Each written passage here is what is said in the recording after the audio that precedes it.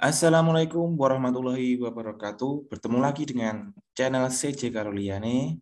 Kali ini kita akan membahas lagi latihan soal PJOK PPPK 2021. Kompetensi profesional. Persiapan tes tahap 3. Beserta kunci jawaban dan pembahasannya tentunya. Baik, langsung saja kita ke nomor 1.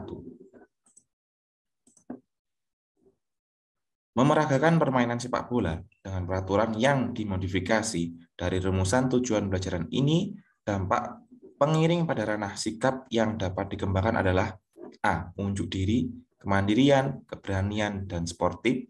B. Disiplin, kemandirian, keberanian, dan sportif. C. Disiplin, kemandirian, tanggung jawab, dan sportif. D. Disiplin, kerjasama, tanggung jawab, dan sportif.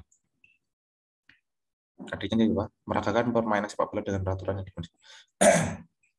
bermain berarti ya. Jadi di sini adalah kerjasama, tentunya sepak bola perlu kerjasama, disiplin, tanggung jawab, dan sportif. Jadi jawabannya adalah D. Nomor 2. Pendidikan jasmani adalah proses pendidikan melalui aktivitas jasmani, permainan atau olahraga yang terpilih untuk mencapai tujuan pendidikan.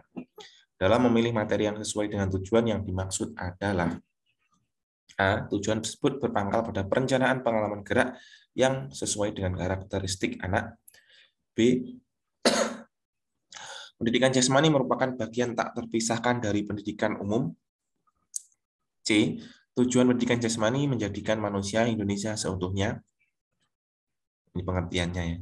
D. Tujuannya adalah untuk membantu anak agar tumbuh dan berkembang secara wajar.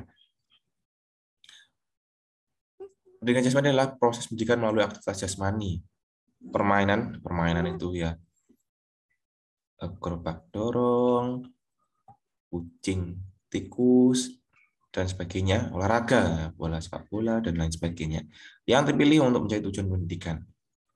Pertanyaan adalah materi yang sesuai dengan tujuan yang dimaksud adalah, jawabannya adalah A. Tujuan tersebut berpangkal pada perencanaan pengalaman gerak yang sesuai dengan karakteristik anak. Tujuannya seperti itu. Jadi ditujukan untuk rencana pembelajaran gerak sesuai dengan pengalaman dan karakteristik anak. Jadi jawabannya adalah A.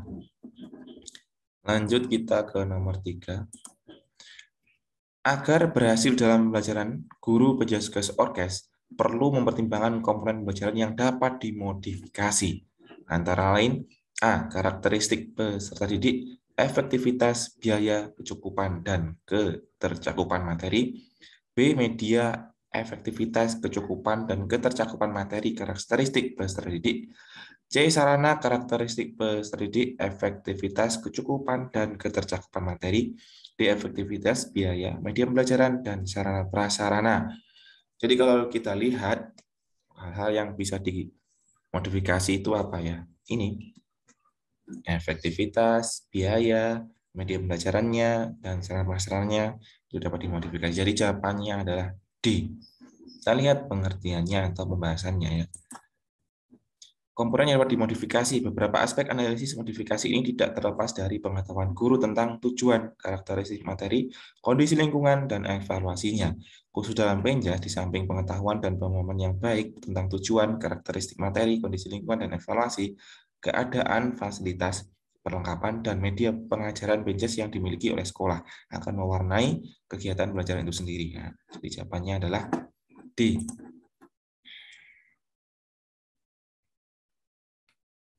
Lanjut kita ke nomor 4. Dalam lingkup pembelajaran pendidikan jasmani, olahraga, dan kesehatan adalah aktivitas ritmik. Yang termasuk materi pembelajaran aktivitas ritmik adalah aktivitas ritmik itu aktivitas yang mengikuti pola irama, menggunakan alat maupun tidak menggunakan alat. A. Aktivitas yang menggunakan ketangkasan serta senam lantai. B. Aktivitas yang menggunakan komponen kebugaran jasmani. Ya.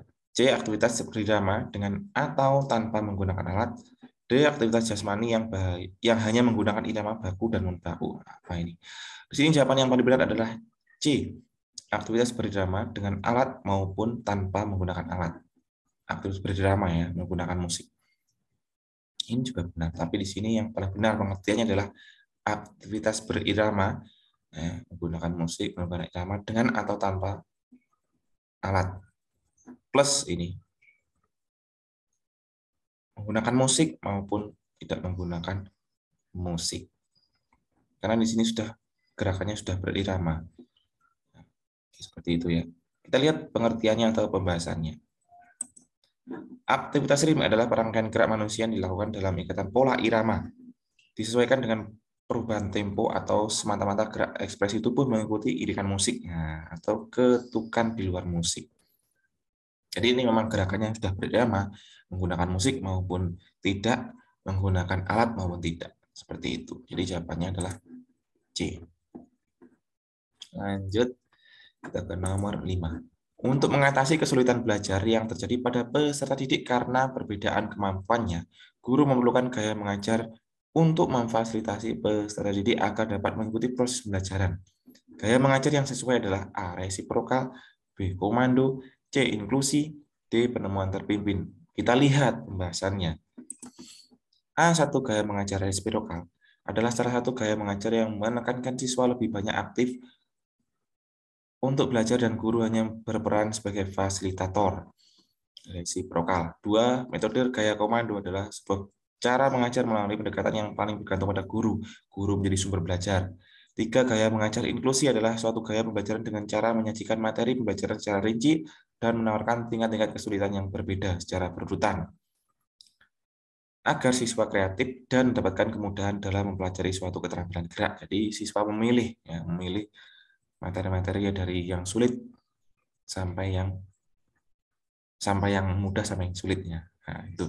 4. Model pembelajaran penemuan terpimpin atau konvergen adalah model belajar yang dilakukan melalui rangkaian pertanyaan-pertanyaan menghasilkan serangkaian jawaban yang mengarah kepada penemuan konsep. Nah, ini dipancing dengan pertanyaan-pertanyaan oleh guru. Kemudian nanti akan menemukan konsep-konsep yang akan dibahas bersama-sama. Jadi jawabannya adalah C. Inklusi. Saya mengajar inklusi. Lanjut kita ke nomor 6. Penjelasan dari ICE pada metode RICE dalam pertemuan pertama ketika terjadinya kegawat daruratan pada peserta didik saat melakukan pembelajaran PJOK. Hal yang tepat, sebaiknya guru PJOK cepat melakukan tindakan RICE. Dari RICE ini diambil S ya. A. Memberikan kompres dengan S bagian tubuh yang terjadi cedera. B. Meninggikan bagian tubuh yang terjadi cedera. Kita langsung aja jelaskan. Kompres S, jadi ini S dari RICE. Memberikan kompres pada S agar apa? Agar memperlambat terjadinya radang. Jadi agar tidak melepuh atau tidak melembung. Bahasa Jawanya abuh. B. Meninggikan bagian tubuh yang terjadi cedera. Ini agar peredaran darahnya tidak menuju ke tempat yang cedera. C. Mengistirahatkan bagian tubuh yang cedera, harus diistirahatkan biar tidak terjadi luka yang lebih parah. D. Menggunakan perban pada bagian tubuh yang terjadi cedera. Ini untuk menekan atau melindungi dari menekan yang cedera dan melindungi dari bakteri atau dari virus dari luar tubuh tentunya. Jadi jawaban di sini yang paling benar adalah A. Memberikan kompres S bagian tubuh yang cedera selain mengurangi rasa sakit dan juga memperlambat radang lah ya, agar memperlambat abuh tadi. Lanjut kita ke nomor 7. Salah satu pola gerak dasar yang dikembangkan melalui permainan bulu tangkis adalah manipulatif. Gerak manipulatif. Pengertian pola gerak dasar manipulatif adalah, kita lihat, gerak manipulatif itu bersanding dengan gerak lokomotor dan non-lokomotor. Ini paling sering muncul ya. Pengertian gerak dasar manipulatif itu bergerak dengan objek.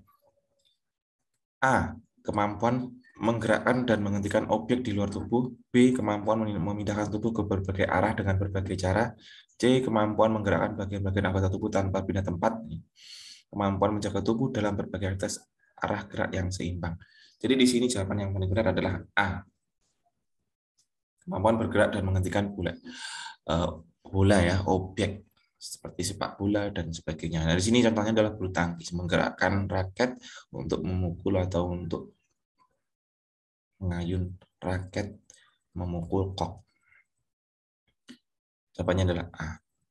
Lanjut kita ke nomor 8. Agar memenuhi tujuan pembelajaran, peserta didik mampu mendemonstrasikan gerak manipulatif dengan benar. Manipulatif lagi, materi dari cabang atletik yang dapat digunakan berupa atletik. Jadi menggunakan alat ini. Gerakan menggunakan alat. A. Lempar lembing, lempar cakram, tolak peluru. B. Peregangan statik dan dinamik. C. Berlari mengelilingi trek lari. D. Loncat tinggi dan lompat jauh. Kita menggunakan alat. Berarti apa? A. Lempar lembing, lempar cakram, dan tolak peluru. Jawabannya A. Lanjut kita ke nomor 9. Agar dapat mempermudah gerakan berguling ke depan dan ke belakang pada aktivitas senam, pemanasan yang dilakukan diarahkan pada komponen kebugaran jasmani. A. Kelentukan dan kelincahan. B. Kelentukan ini ya. Kekuatan maksudnya. B. Kekuatan dan daya ledak. C. Keseimbangan dan power. D. Kelentukan dan keseimbangan. Yang diperlukan dalam senam adalah kelentukan tentunya dan keseimbangan gerak. Nah, ini yang paling penting. Jadi jawabannya adalah D, kelentukan dan keseimbangan. Agar apa? Agar mudah berguling. Ya, ini tujuannya adalah berguling. Kalau semuanya ini penting. Tapi di sini agar memudahkan gerak berguling dan ke depan dan belakang, itu membutuhkan keseimbangan dan kelentukan. Agar nanti ketika berguling akan berjalan lancar, tidak jatuh ke samping kanan maupun kiri. Dan tentunya kelentukan ya, fleksibilitasnya tinggi. Nah, itulah yang diperlukan dalam bergerak berguling ke depan dan ke belakang dalam aktivitas senam lantai. Jawabannya adalah D. Lanjut kita ke nomor 10. Jika kompetensi yang akan dicapai adalah menyajikan hasil analisis berbagai jenis makanan dan minuman yang bermanfaat terhadap kesehatan, pertumbuhan, dan perkembangan tubuh, nilai-nilai yang dapat dikembangkan dari materi yang disajikan adalah A. Tanggung jawab personal, B. Tanggung jawab personal dan sosial, C. Tanggung jawab sosial, D. Tanggung jawab dan kerjasama. Jawabannya adalah A. Tanggung jawab personal saja. Ya. Menyajikan analisis berbagai jenis makanan dan minuman yang bermanfaat terhadap kesehatan, pertumbuhan, dan perkembangan tubuh. Jawabannya adalah A. Tanggung jawab personal, tanggung jawab pribadi. Lanjut kita ke nomor 11. Peserta didik baik secara individu maupun kelompok diberi tugas oleh guru PJOK untuk melakukan praktek gerak berirama dengan variasi dan modifikasi yang dikembangkan secara bebas, mandiri tentunya. Untuk menilai konsep belajar mandiri, autonomous learning yang diterapkan oleh guru PJOK tersebut adalah dengan penilaian A, penilaian diri, ya self check, B, tugas, kasih tugas, bisa melakukan bagus, tidak bisa melakukan kurang nilainya, C, proyek, ya project, kasih project, suruh membuat gerak, kita nilai, D, kinerja itu praktek. Jadi jawaban yang paling benar di sini adalah project. Jadi di sini guru memberi kebebasan untuk membuat atau melakukan praktek gerak berirama dengan variasi, modifikasi yang dikembangkan sendiri. Jadi jawabannya adalah proyek atau project. Lanjut kita ke nomor 12. Materi ajar senam lantai berupa rangkaian gerakan kop stand, roll, depan, dan diakhiri sikap kapal terbang, termasuk materi dengan tingkat kesulitan yang tinggi untuk peserta didik SMP. Untuk memudahkan pemahaman gerakan kepada peserta didik, selain dengan demonstrasi, guru menggunakan bantuan gambaran atau foto. Gambar atau foto. Gerakan yang dimaksud. Proses pembelajaran yang berbasis tik yang dilakukan di atas termasuk memanfaatkan visual itu gambar ya, gambar maupun video, B verbal kata-kata, C media itu alat untuk memudahkan proses pembelajaran, D animasi. Jawaban keempat ini yang paling benar adalah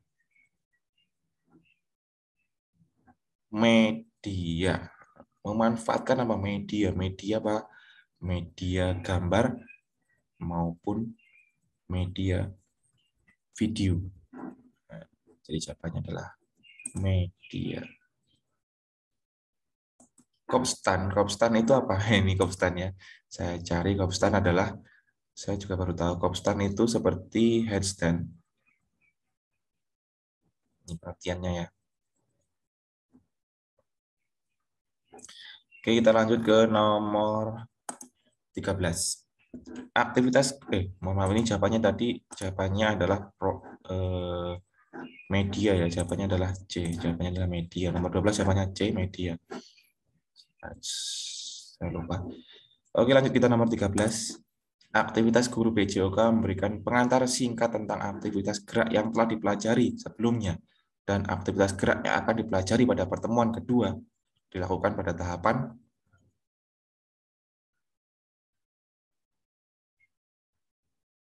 A. Penjelasan, B. Pendahuluan, C. Peregangan, D. Inti. Memberikan pengantar, jadi pendahuluan. Nomor 14. Proses pembelajaran pendidikan jasmani, olahraga, dan kesehatan, sebagaimana pembelajaran dan mata pelajaran lainnya, ada proses saintifiknya. Kegiatan tersebut akan muncul pada langkah pembelajaran A, bagian langkah pendahuluan pembelajaran, B, bagian langkah persepsi pembelajaran, C, bagian langkah penutup pembelajaran, D, bagian langkah inti pembelajaran. Jawabannya adalah bagian langkah inti pembelajaran.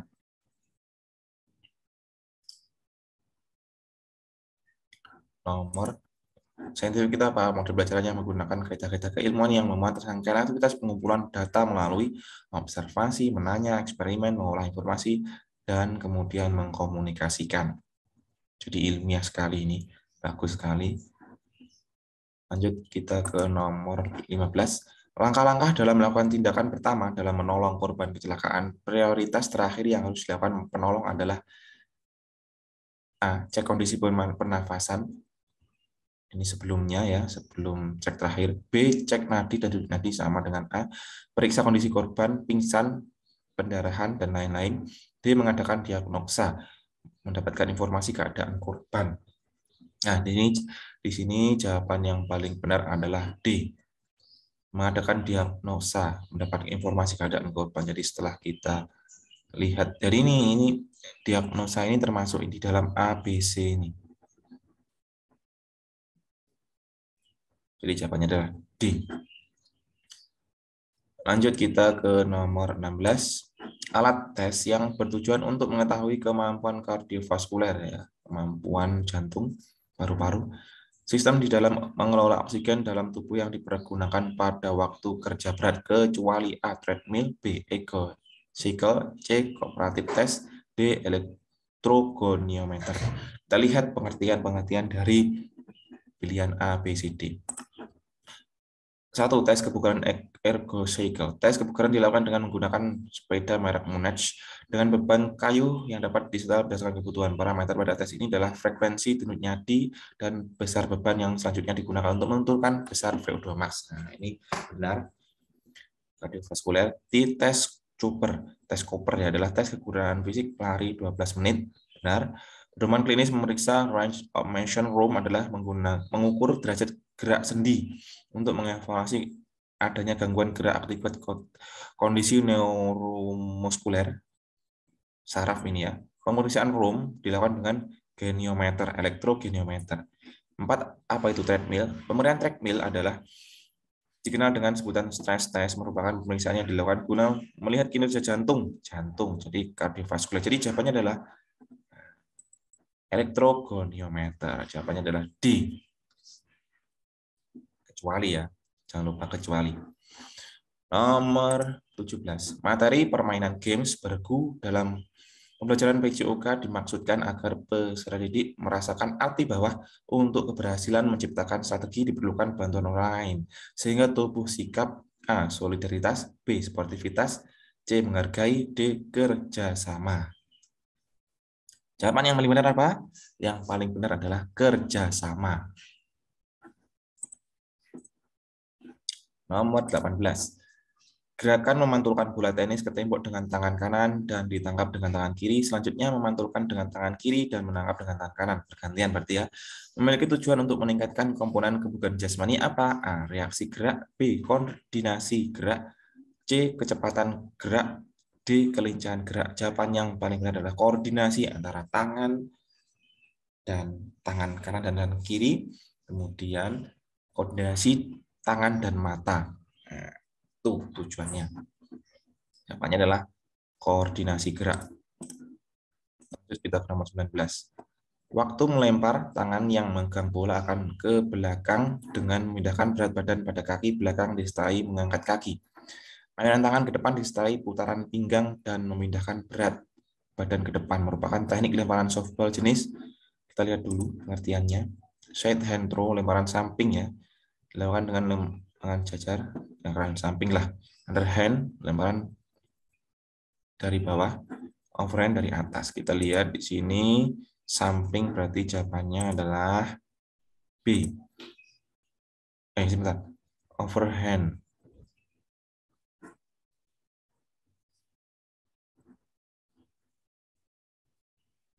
Oke, jawabannya adalah B, teman-teman. Jawabannya adalah overhand. Overhand ya, bukan overhead. Tadi saya kira overhead. Jawabannya overhand. Hand, tangan.